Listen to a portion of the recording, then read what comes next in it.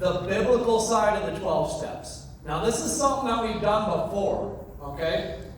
But we got to start to kind of look at this side of things. Too often, I was talking with somebody a little bit earlier, too often, if you're in recovery or if you're struggling with different things, if you've heard of the 12 steps of AA, NA, SA, any of that A stuff, right?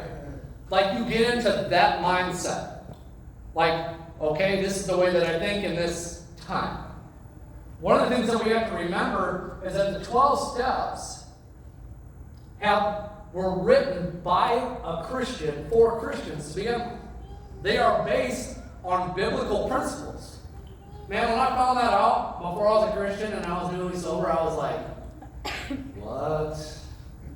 What am I doing here? This is making sense and I don't like it. Right? I didn't know how to feel. But here's the thing. When we start to look at that stuff and we put down the old way that we talked, even in early recovery, we're not talking about early recovery stuff. This is the thing that in life we can apply these things to every aspect of our life. And this is a call to mature. All right? It's like, I often said, like, early on in my recovery or early on in different things that I was going through, the 12 steps were kind of like kindergarten for Christians. Okay? And they're great because they're straightforward, they're simple, but not easy, right? Just like a lot of biblical truth. All right? So we're going to start to look at that. But tonight, we're going to start kind of at the beginning where we talk a little bit about truth and the nature of truth. Okay? And I like to do that before we start talking about step one. We also may have a couple of different breakout sessions here and there throughout over the next couple months, okay? But if you're new with us, I gotta tell you, one of the hardest things during a time like this is to grab a hold of something that we talk about from here and think to yourself, how do I apply this to my life personally? Right? Because it doesn't matter how good this sounds or how bad it sounds. If you can't apply it to your life, just like any step or anything else, then it's worthless. Right? And it's okay if you don't know how. The point is that you start to try. How can I do this in my life today? All right? Make sense? Yeah. Okay. So, we're going to start talking about truth. Now, I personally believe that the Bible is 100% all true. Right? You hear me say this, you'll hear me say it again. It's either all true or it's not true at all because of the nature of what truth is. This claims to be truth. Therefore, it can't just be some true, the parts that we like, and some not true, the parts that we don't like. That's known as cherry picking. I'm going to take a verse because it applies to my argument today. Right? We're not going to do that. You either have to take the whole truth or not. Okay? Now, I'm not up here to throw a Bible at you and smack you upside the head. What I'm here is to start to talk about, like, okay, let's actually think about what truth is and the nature of it to begin with, before we even get into all of this other stuff. All right? In the world we live in today, anybody ever hear these things like, you got your truth, I got my truth? Right? That doesn't make any sense at all. Right? Like, it's not just true for that person. Right? That's an escape. Right? How about you do you? Yeah, just you do you. It's okay. Right? What about just follow your heart?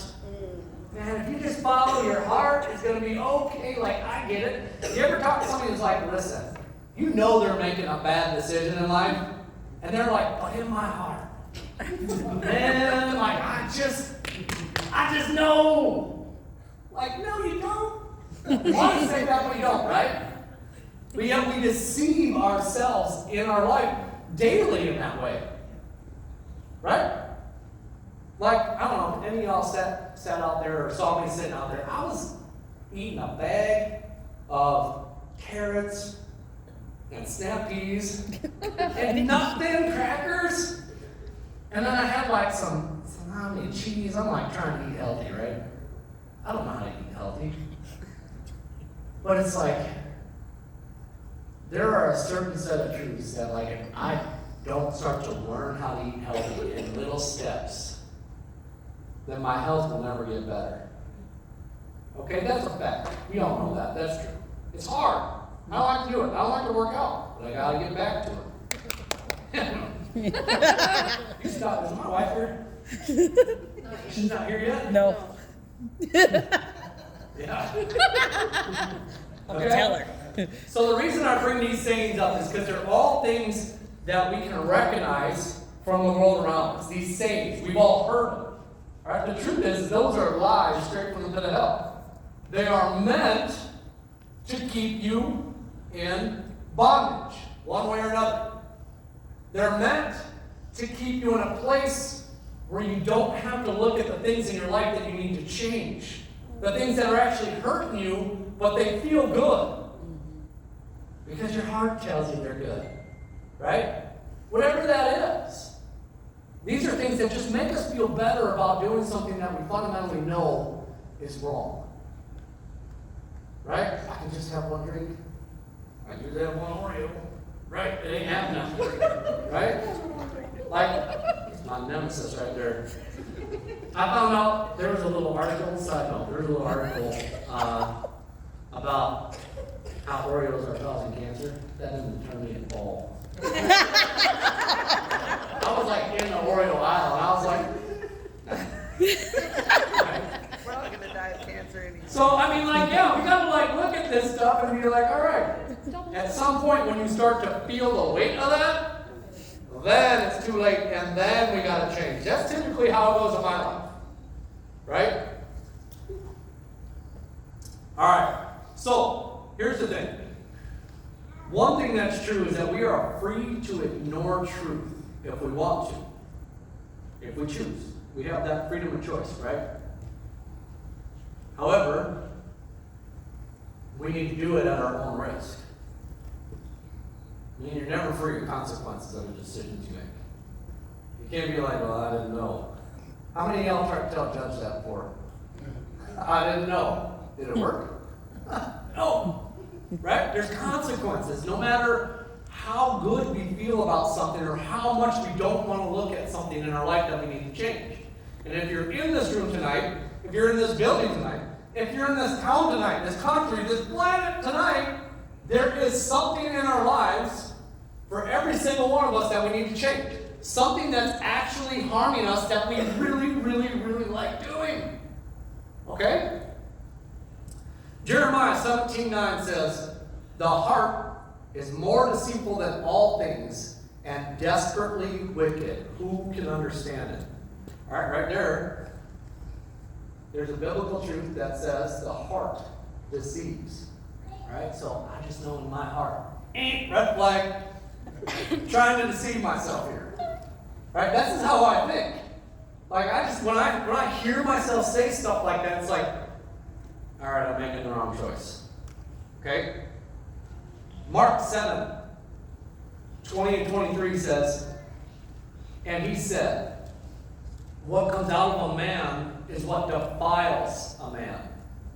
For from within, out of the heart of men proceed evil thoughts, adultery, fornication, murder, theft, covetousness, wickedness, deceit, was some L word, lasciviousness, and an evil eye, blasphemy, pride, and foolishness. All of these evil things come from within and defile a man.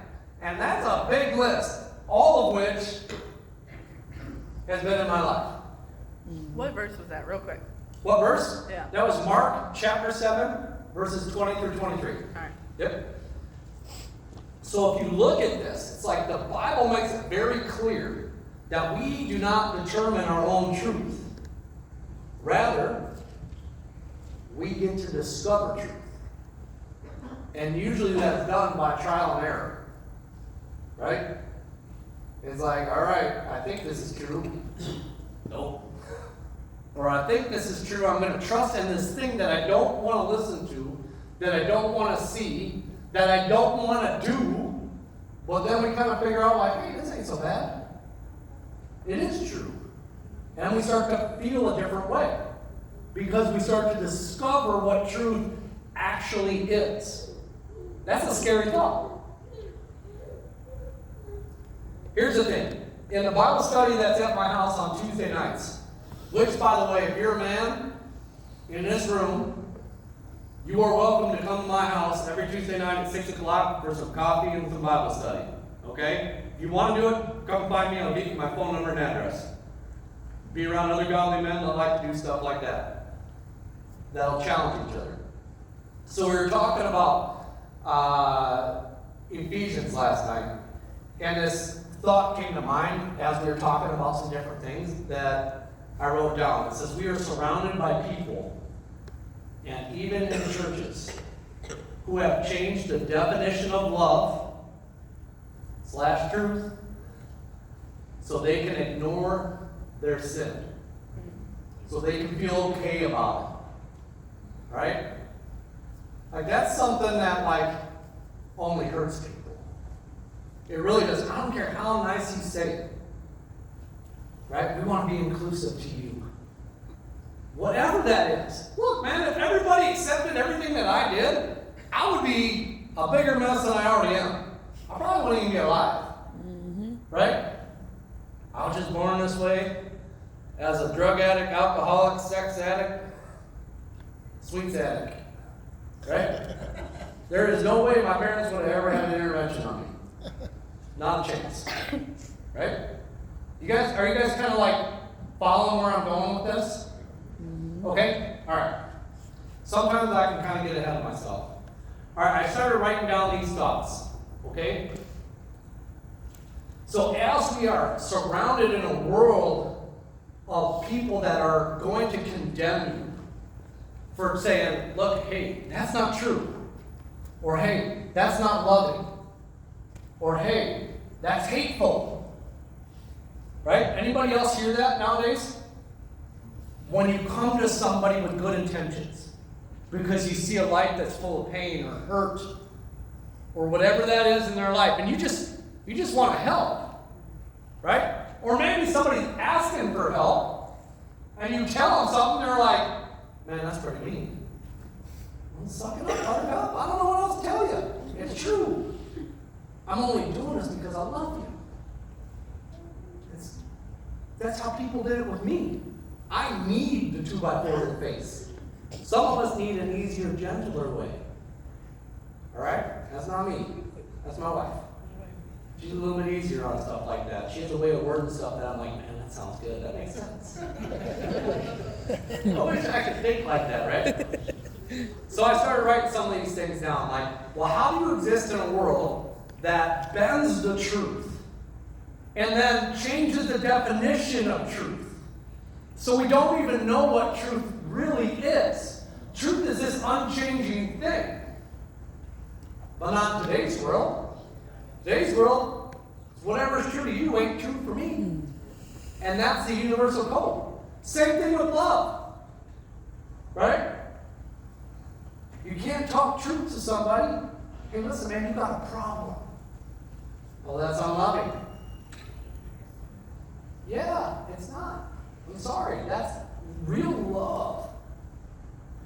Is despite how you feel about something, going and helping somebody and saying the hard things, not coming alongside somebody else, whether it's in the church, out of the church, in AA, in treatment, in life, with a stranger, no matter what that looks like. Real love, you cannot claim to be a loving person if you're not willing to say the hard things that might snap somebody out of something long enough that they can get a clear glance at, like, oh my God, my life is really falling apart and I really need help and I have no clue what I'm doing.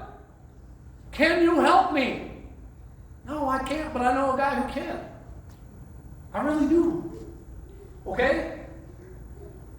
So how do we hate sin? All right? And sin is an all-encompassing thing. Right? Sin is the reason, if you're in this room and you were going after drugs, alcohol, sex, money, power, whatever it is. Sin is the root cause of why we overindulge, why we distract ourselves.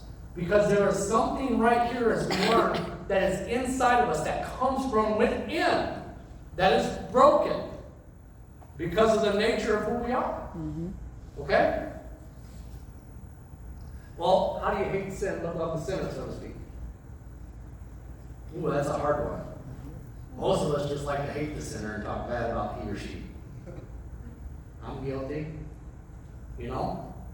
We hate sin by recognizing it for what it is, refusing to take part in it, and condemning it as contrary to God's nature. This is true.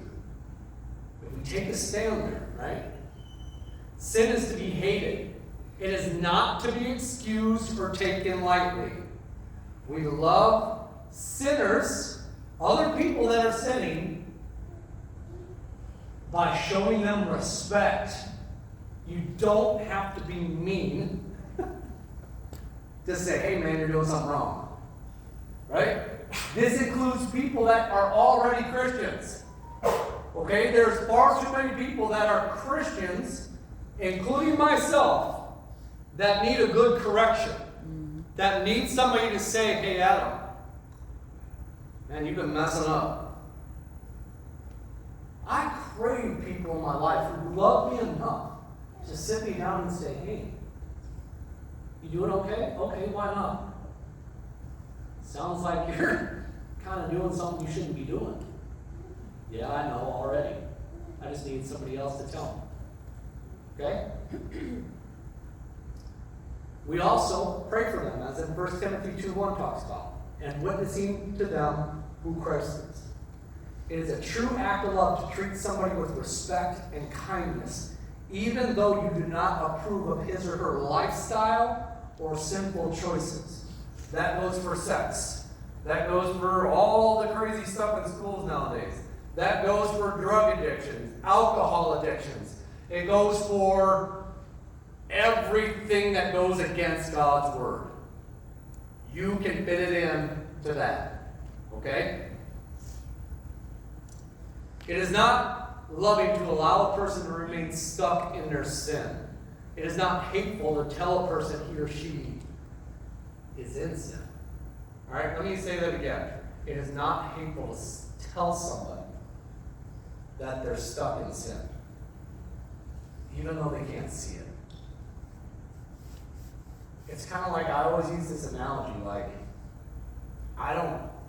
you can be fighting me tooth and nail because you don't believe God exists. All right, look.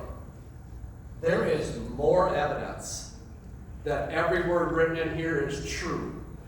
More evidence by a landslide than any other document in history that we consider to be true history. This blows it out of the water. And if you don't believe me, come find me. I'll give you the resources. Do the research. This is a big deal. This is why we're talking about truth or not tonight. Because if you don't know what truth is and you don't believe this is true, you need to stop and start there. I mean, scream. I need some help. Help me. Somebody talk about this with me. Somebody give me some resources. Ask questions. All of that stuff. You need to ask yourself just for a second, like, what if this is true? Because if it is, I've got a blueprint that'll walk you through the rest of your life. And it will bring you joy in the storms ahead, in the trials that are coming your way. I guarantee it, okay? There's far too many people in this world today that won't do that. That won't say, I care enough about you to tell you the hard things, and I'm scared out of my door to do it right now. Right? Sin leads to death, as in James 1:15 says. And we love the sinner, including ourselves, by speaking the truth. We hate the sin, the separate thing, the sin, by refusing to condone it, to accept it, to act as if it's okay. That's hate. Why? Because the book of James says that that brings death. And I'm not talking about just physical death, mental death, spiritual death, emotional death. Okay? It's a slow fade. 2 Timothy 3:16 and 17 says that all scripture is inspired by God and is profitable for teaching, for reproof, for correction, and instruction in righteousness, that the man of God may be complete, thoroughly equipped for every good work. Listen, how many of us in this room have longed to be complete and thoroughly equipped for everything in our lives? I wish I was. But I'll tell you what, when storms come my way, I may not know the answer, but he does, and he usually brings me something that gets me through it. Okay? Even when I make mistakes, even when I fall, even when I'm tempted, even when I succumb to temptation. Okay? I gotta drive that home tonight. Alright? The biggest thing that we have in front of us in the upcoming weeks, the challenge I want to put down to you, is to start to think about the scriptural and biblical principles of the 12 steps. Start to get outside of things that you might not know. Like a lot of us know those 12 steps. We're going to talk about the scripture that they are based on. Okay? So when we get into groups, and we separate into groups here shortly, the things I want you to think about is like, okay, how are you with this? How are you with this? Do you think that this is true? It's okay to not right now. But if you're not, what are you going to do about it? Right? I got to say, this is the most important question that you could ask yourself in the entirety of your life. Is this true? Do I believe that? So take some time, get in your groups tonight, and just say, hey man, like, what's the effect of this on your life? Maybe you're here tonight and you've never even opened a Bible. It's okay. You're in the right place. We're going to start, okay? I'm going to close with one of my favorite prayers that I pray. It's in the book of Psalms, Psalm 139, verses 23 and 24. It says, search me, O God, and know my heart. Test me and know my anxious thoughts. Point out anything in me that offends you, and lead me along the path of everlasting life. All right? My heart is deceptive. He knows how it is. I'm asking him to reveal that stuff to me. Okay?